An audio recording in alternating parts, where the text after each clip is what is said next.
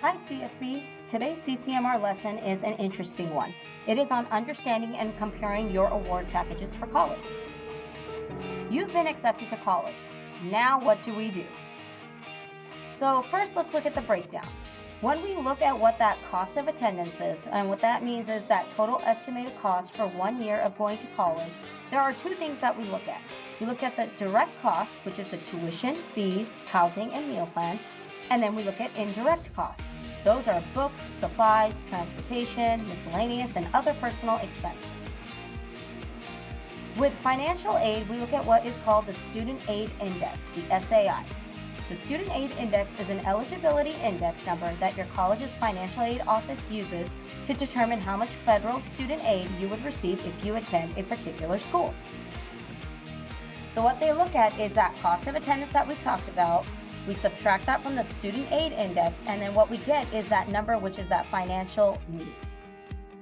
What is financial aid? I'm sure you've heard a lot about the FAFSA and TASFA, and you haven't completed it yet. We got to make sure we get that done. But what we're looking at with financial aid is there is a variety of ways to fund your education. There are scholarships, there are grants, and something we call self-help. These are the different types of aids. When we look at scholarships, those can be based on merit, talent. It could be from a donor, a department, or it could be some of those external scholarships like the CFBISD Foundation. When we look at grants, those are typically federal, that Pell Grant. There's state funding, and then there's institutional funding. That is typically from that college or university. And then we have self-help. Self-help is when you have the federal work-study program where you're a student worker on campus. There are federal loans. There are Parent Plus loans that parents can take out. And then there are also private loans that you can also take out. So what we look at for cost of attendance, again, is we look at that total cost of attendance. We subtract the grant aid. Grant aid is Pell Grant or state grant. We subtract any type of merit aid you receive, which could be those university scholarships and outside scholarships. Then we subtract the self-help aid. That could be federal student loans, subsidized or unsubsidized. We're going to talk about that in a second. Parent Plus loans and work study. After we take off whatever that cost of attendance was for that university and we take away the grants, the merits, the self-help, that is what we call the out-of-pocket expense, meaning how much is it after all these different fundings have been released, how much money are you actually going to have to pay out of pocket to go to a particular school? And then we multiply that either by 2 if it is a 2-year college, a junior college, or we multiply it by 4 if you're looking at a university. So how do we calculate your school's net price?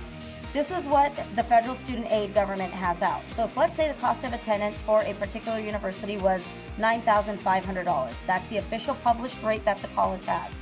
And when it comes to grants and scholarships, you've earned $4,400, right? That is the money that you don't pay back, the grants. Then the total price that you have to pay out of pocket is going to be $5,100. That is that out of pocket expense that we're talking about. So when we're looking at something like college, we're looking at financial aid, we also want to make sure that you're doing what's called responsible borrowing. So there are different types of loans out there, and you need to be aware of what type of loan that you are taking, that you will be considering. So when we're looking at subsidized loans, those are for undergraduate degrees only, meaning to get a bachelor's degree or less. It is based on financial need. The interest does not accrue until after you leave that college or university. The government will pay the interest while the student is enrolled, and there is a lower loan amount. Unsubsidized loans is the tricky one. That one is both for graduate and undergraduate, so either you have a bachelor's degree or after that. There is no financial need requirement, and the interest starts accruing from the time of disbursement, meaning the moment that the college receives that money, your interest starts getting collected on the money that you're borrowing. The government does not help with the interest on this one, and these are higher loan limits. And so when people are talking about loans, these are the two different ways where, the interest is going to accrue. It's a matter of whichever way you want it. We obviously want to go with the subsidized loans because that will start after you're done with your education.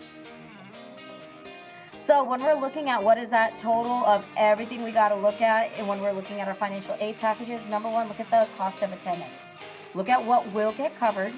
Decide what parts of the award package you want to accept. Don't forget, you don't have to accept those loans. If you are taking advantage of Dallas County Promise, you do not need to accept any of those loans. Accept the award package by the deadline that is listed by your university or colleges, and then continue to pass your classes to maintain eligibility. You will be applying for your financial aid application every year you plan on going to college. So it is important that, number one, you pass all your classes and that you maintain your grade point average so you can continue to get funding for your education. That is a lot for this lesson. If you have any questions, please reach out to your CCMR dean as we finish this upcoming school year. Have a good one.